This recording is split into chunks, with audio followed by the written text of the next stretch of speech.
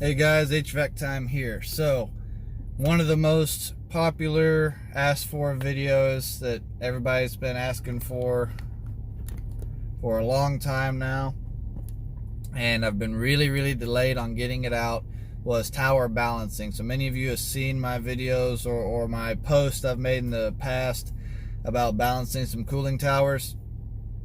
I wanted to get a really solid video together and out there to you, so that, explaining exactly what that process should be and some basic design parameters that should go in when it comes to balancing the towers.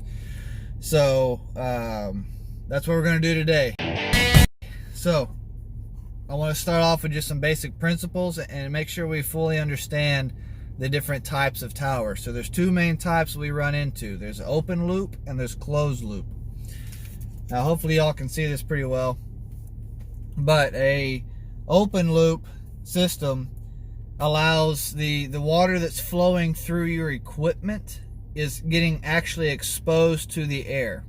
All right, and the water that's in the basin of your tower is the water that is again going through the equipment. So all that's the same water. It's the same water through and through, and those types of systems do require more maintenance, because you have a much higher potential of getting trash into your equipment. If a bunch of leaves or something get in your tower, it can get pulled into the sump and then sent and clog up all your tubes and whatever equipment that you have, water source, heat pump, self-contained chillers, go down the list. Okay.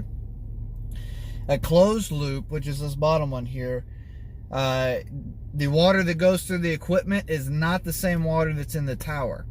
They are two different waters.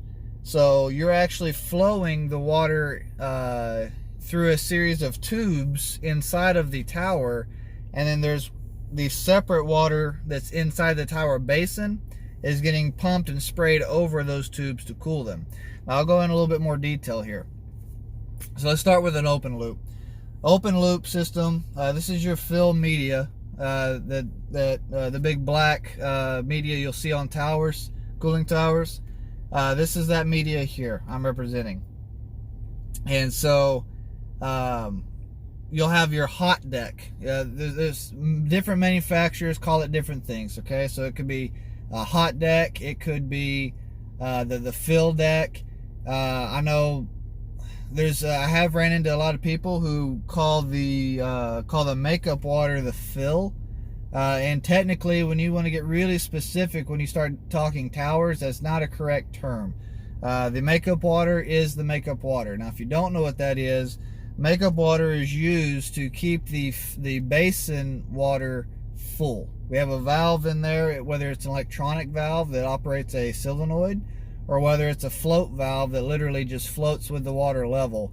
Either way you go with it, it is maintaining the water level inside of that tower. So anyway, I wanted to clear that up immediately. So if you start talking to people that start calling the makeup water the fill, be careful, because it's real easy to get crossed up, because if you talk to me, this is your fill. I'll call it either the hot deck or the fill. I'm very bad about using both terms, but I mean the same exact thing. So anyway, what happens up here is you'll have these water boxes that pipe comes up and ties into on either side, and that pipe, the water is getting pushed through the circulating pumps from the equipment and into the tower. And so it flows up, it hits the water box, and that goes into a distribution trough, and that trough will run the length of the hot deck, and will be spraying distributing the water evenly throughout that deck. Now on the bottom of the deck here, there's going to be little rubber nozzles that the water is just gravity feeding through. That's all it does. It just has a gravity feed that goes through it. And one of the critical things you want to have is you want your water level to be above those nozzles at least a couple of inches at minimum. If that water level gets low enough to where you can start seeing a lot of vortexes, which is little swirlies inside of that water, it may not be deep enough. The reason for that is you want to be able to, you want to flow that water evenly throughout the whole hot deck. And if you, depending on how you have it set up, if you can dump more water towards the center than towards the ends because of how much water you're allowing through, which then is going to focus all your water flow through one general area, and you're not going to get full efficiency out of that tower, which also means you may have trouble maintaining the performance of that tower. That tower may struggle to continue to perform. So you want to make sure that you run the full length of that hot deck, and that water level is a couple of inches above those nozzles, if possible. Some hot decks are fairly deep, and you can get several good inches of water level above them. Other hot decks are a lot more shallow, so you may only get a couple of inches, and you may be at the top of the deck. So anyway, part of the goal here is when we start to balance this tower, we want to make sure that we're putting in as much water into the fill deck, or the hot deck, as we are pulling out of the sump. Okay, so this is your fills up here. You'll have one on either side of the tower, and you'll have one master sump that's pulling out. And so very, very commonly, I'll see people that are having trouble getting tower balancing, and they'll start trying to close down the sump, trying to help balance that tower. A big problem people run into when they start doing that is your pump, with an open loop tower, the whole system is from the tower's perspective, going back to the pump, is gravity fed. Okay, it is just straight gravity that's truly feeding down back to that pump. Now, what you want to be careful of is if you start closing this valve down, trying to use that for a balancing valve, you can end up pulling that pipe on the sump into a negative pressure, and you can start introducing air into the system. You'll start causing cavitation on your pump, which is where your pump has a bunch of air locked in it and it can't purge it out, and you're just basically, the pump's just sitting there running, getting hotter and hotter and hotter, but it's not actually moving any water. So that's a big problem. It's a good way to overheat your pump. So anyway, I strongly suggest that if you do this correctly, you will not ever need to use the sump valve to balance. Okay, or the basin valve. Okay, that's another term for it. Sump, basin valve, whichever is more comfortable for you. But all you should need to do is use the fill deck valves. And so there's a couple of ways to do it. The correct way, the factory way, is up here at the top of the fill deck. There will be actual valves, look like a big long threaded handle that you can thread in and out of this. Normally they're like a 90-degree valve up top there. Those are the actual balancing valves. Now, what can happen, and I'm guilty of it myself, is sometimes, depending on the system and what the problem is, we may use isolation valves somewhere else in the system, which are, like I said, they are truly isolation valves. They are not intended to be balancing valves. But we use those isolation valves as balancing valves to try to balance the system. And so while that's true, that's really, it's not correct. It's not the way it's meant to be done. That is sometimes how it gets done, depending on your scenario. Anyway, the by the book way is you're going to use those balancing valves, and you may have a couple of them per side, depending on how your tower's set up and the size of it. And you're going to use those valves to balance that water flow through that hot deck. And if you adjust those valves correctly, you'll be good. The whole system will start to balance itself out if you do this correctly, because it's only going to move as much water as you allow through these fill valves, period. That's as much water volume as you're going to get out of that entire system. Now, I'm not saying that the equipment itself won't need to have some sort of balancing done at the equipment. But what I am saying is that the tower will itself be balanced properly if you adjust these fill valves correctly, and the whole system will find its equilibrium. Like I said, you should be using those valves to balance your system. Because what'll happen, here's what'll happen. If you push too much water in through those fill valves and you keep that hot deck overfilled, what you're going to end up doing is you'll end up overflowing your tower. Your overflow drain will constantly be trickling water or be flowing water, and you'll be constantly trying to make up water, and it'll be this back and forth cycle that you'll constantly be going through, and your system will never, you'll have conductivity issues. So all towers, when they have proper chemical treatment, one of the things they're looking for is a conductivity level. Now I can't go into the specific sciences behind it, but what I do understand is the fact that just needs to be there to protect the water and the piping from any extreme corrosion. So most of the time they're looking for, I think, about 1800 ppm, parts per million, of conductivity, and anything below that, it's not good. But it's very expensive to buy that chemical, especially if you have a large loop. So when you start overfilling, you start losing chemical immediately, and you're constantly, your chemical system's constantly trying to make up chemical, which is costing the customer thousands of dollars and trying to make up water and treat that water with chemical to keep your chemicals up. So it's very important that you're not causing an overfill on the tower.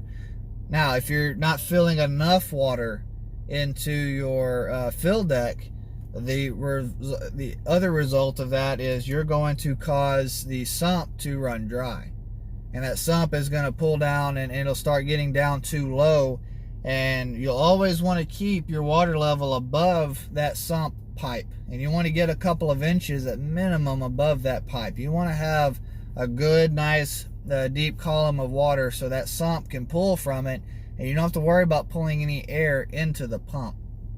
Because again, any air introduced into the system collects somewhere, and if your air bleeders are not working properly, you will create an airlock situation where it will literally stop the water flow through your whole system, because you've got a pocket of air somewhere that doesn't have anywhere to escape.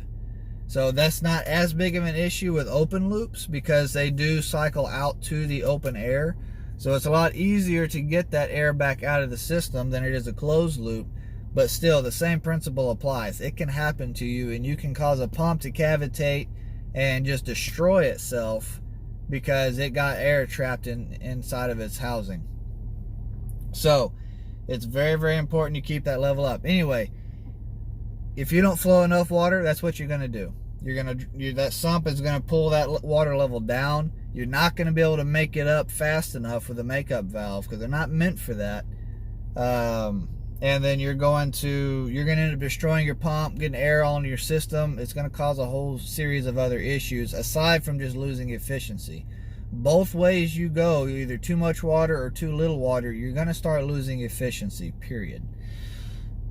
At the end of the day, ideally, we should be putting in just as much water over both hot decks as we are pulling out of the sump.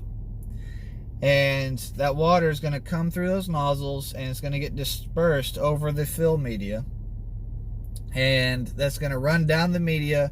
The fan's going to move air across that media, and through the process of evaporation, you're going to keep that water cool.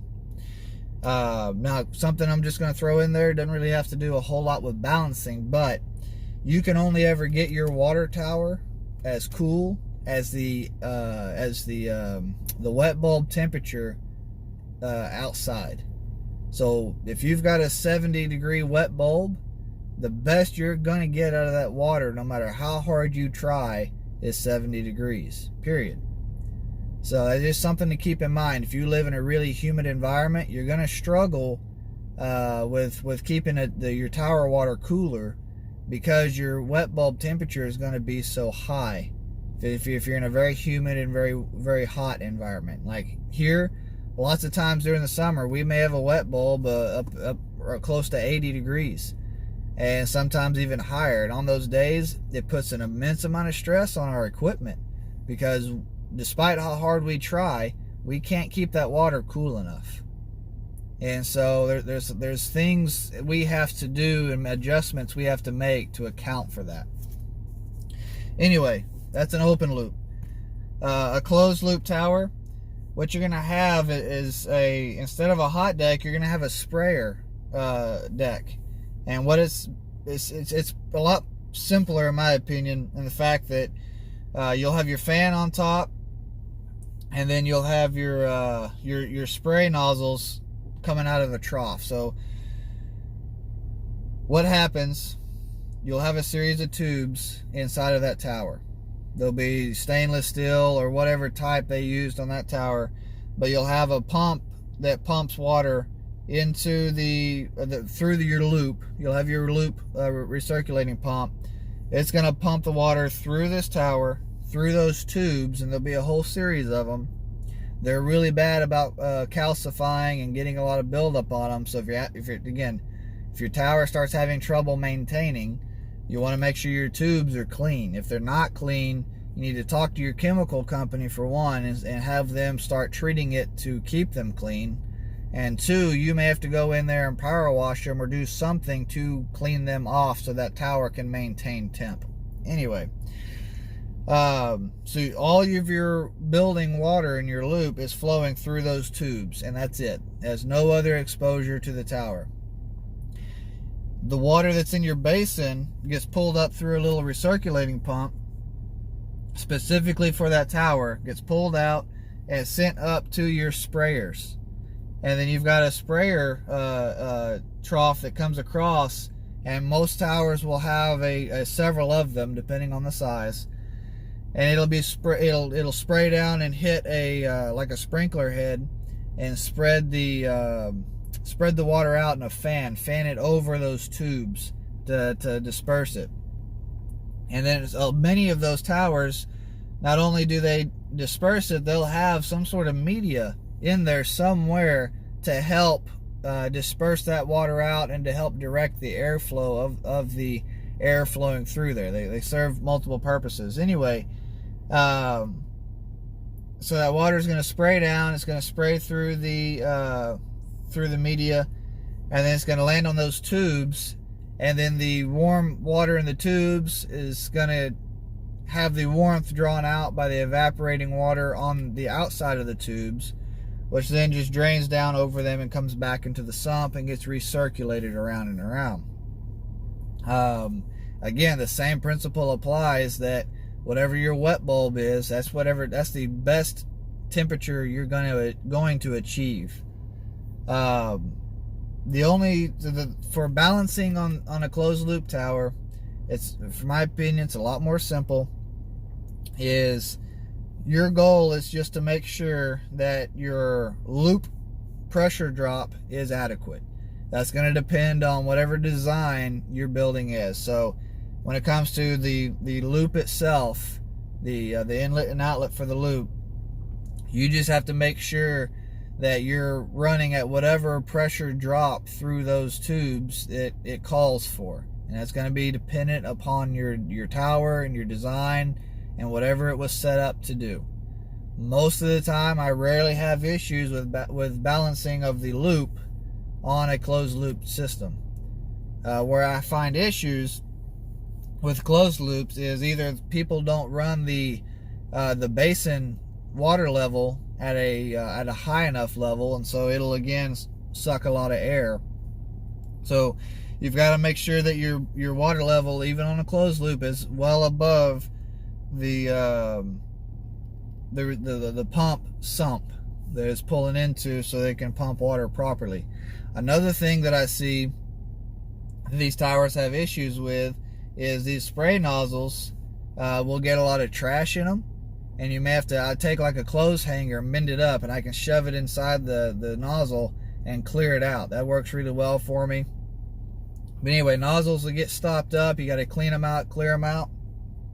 Or the plastic fan for like the sprayer head will break, and it'll just be a straight jet stream of water shooting down into the basin. That's a really bad thing for the tower. It's a lot of efficiency lost when that happens, because it's not actually dispersing any of its water over the loop. So when that happens, you got to fix those sprayer heads. You'll end up having to replace them.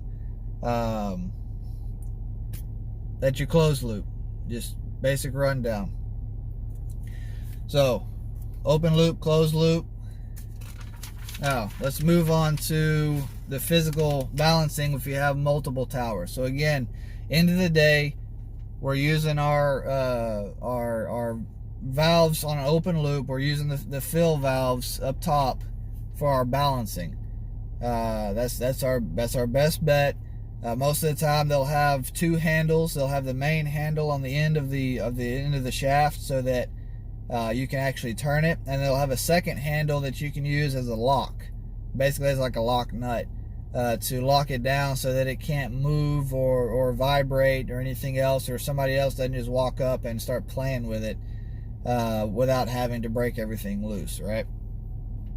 Anyway, so now let's start talking about a scenario where we've got two towers, or maybe more than that. It can be more than two. I've done systems where up to 4 towers are all piped in together. So in that scenario, what you'll have is all the same principles on how we balance the tower itself will apply. Where it becomes important is, how is the piping done? So ideally, when you have towers, and if you have more than just these two, just expand the thought process beyond that. So just add, if you have 4 towers, add another tower to the outside of this, and the principles apply across the board. Okay. Anyway, if you'll notice, I have my recirculating pump here pulling from the system, and it's going to push in through the towers, and what's critical is making sure that the piping is done evenly. Okay, if you notice, I split these towers right down the middle, and then I teed off to hit both towers equally. Okay, this is something you got to understand about water. It takes the path of least resistance, period. And so if this pipe was further over here and it was closer to this outlet than this one, this tower is going to get a lot more water fed to it than this other tower. Okay, and so you're going to have to choke it down a lot more to prevent it from becoming out of balance, just so you can balance this one. If you haven't ran into that scenario, it's extremely tricky, because there's a balancing act that happens. What you end up doing to yourself is, every time you make an adjustment here, it changes it over here, and every time you make an adjustment here, it changes it over here. Every single adjustment you make at that point, even if it is piped correctly, it affects the entire network of towers. When they start stacking towers up with each other like this, it takes a lot of time to properly go through and balance those towers and getting those hot decks set correctly. You got to be patient. You're also going to want some help. And so even on the sumps need to be piped the same amount, because if that sump pipe is closer to one side more than the other, one tower more than the other, it's going to pull more water from this sump than it will this sump. And again, it's another level of things you're going to have to account for, because it is more feet of distance to travel to the other tower. So you want your foot of travel to each tower to be as perfectly balanced as possible, as even. You don't want to be, 20 feet closer to tower 1 than tower 2 when it comes to your physical piping. Because if you do your piping right, it doesn't really matter as much how, where the pump is. If you notice, I got the pump right under this tower. But because we piped it correctly, it doesn't affect it the same way. Because the piping itself is distributed properly. This is a big mistake. And one of the things I've seen this, and I've got an account where they had 2 chillers. They were operating. They took one of them out, completely did away with it. Well, then they originally, each tower served each chiller. Well, then they decided that, they wanted to use both towers for the same chiller. Which, at the end of the day, it's okay. The problem is, the piping was never done to do that. One of the things they don't have, and I don't have it drawn here, but an equalizing line. So, an equalizing line is going to have just a pipe coming out the bottom and running over to the other tower and piped into the bottom of it. It goes nowhere else. It does nothing else. It is strictly to equalize the tower's basin levels. So if you're going to run multiple towers together on the same loop, you want to have an equalizing line. And you want to make sure that they're fully open. I've not ran into a scenario where they shouldn't be. You want those to be wide open. And you want the towers to be able to share their water so that they can balance each other properly. That's going to really help if you do have a setup to where the piping's not quite perfect. Having that equalizing line is going to be a huge benefit to you in saving some headache and trying to balance those towers. Now, anyway, with that account that I'm referring to, it is dramatically closer by probably 30 or 40 feet to one tower worth of pipe than the other. And so what I ended up had to do was I had to dramatically cut back on the valves on the closest tower in order to feed the proper amount to the valves on the other tower and the furthest away. And so that was kind of it took me a full day with 2 helpers in order to get that system fully balanced. Because here's the thing, every single time I made one adjustment on one valve, I had to wait probably 15-20 minutes per adjustment just so both towers could, the water could rebalance itself out and find that level so that I knew where it was actually going to be. Again, that is part of the process, and that's why it's so critical that if your piping and all that is not done correctly up front, it's going to take you a considerable amount more time. I hope this video helps, guys. I've been trying to get this put together for some time. I know a lot of guys really struggle with understanding tower balancing or going through it. And really, these principles today are, if you can apply them and really grasp them, it's going to make tower balancing very simple, very easy for you. What I highly suggest and what I always do before I start diving into balancing a set of towers is I sit back, I look at how the pipings ran, I look at the condition of the towers, I look at how clean or how dirty they are. Also plays a factor. So I'm examining how that system's going to react when I start adjusting certain things, certain valves. And I start looking at where all the valves already are when I start. Because if I walk up and I see that their sump valves are already choked way down, and especially if they're running their sump pipe in a negative pressure, I know that I'm going to have to make more adjustments to account for that. And I'm going to have to probably back that fill valves a lot further off, because as soon as I open that sump up, it's going to allow a lot more volume of water through, which is going to require me to choke those fill valves back further, so that I can I don't start pushing too much water through there, but I don't choke them back so much that I run my sump dry.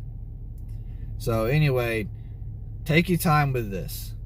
Don't get in a rush when you start tower balancing. You're going to want to plan to spend a considerable amount of time to do this, especially if you have a large tower system or network. You've got multiple towers that you're working with. So again, there are more greater details to go into. I can help you with those specifics.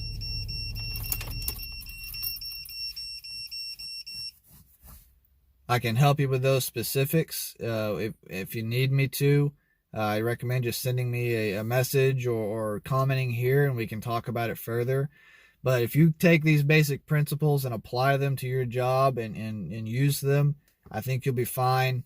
This is the process I go through. This is how I do it. If you've got a different way, or if somebody told you something dramatically different than what I'm suggesting, then by all means, you got to find what works for you. You've got to do what works for you, not just because I said so, or not just because somebody else said so.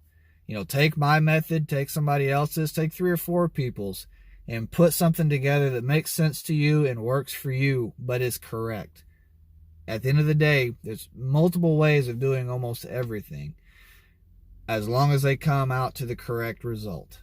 And that's a big thing I always push with everybody I work with. So anyway, hope this video helps.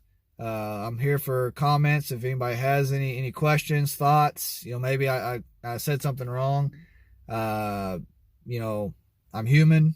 I'm not perfect. I don't know everything under the book about this, but I do know enough to know what is right and what is wrong. So appreciate you guys.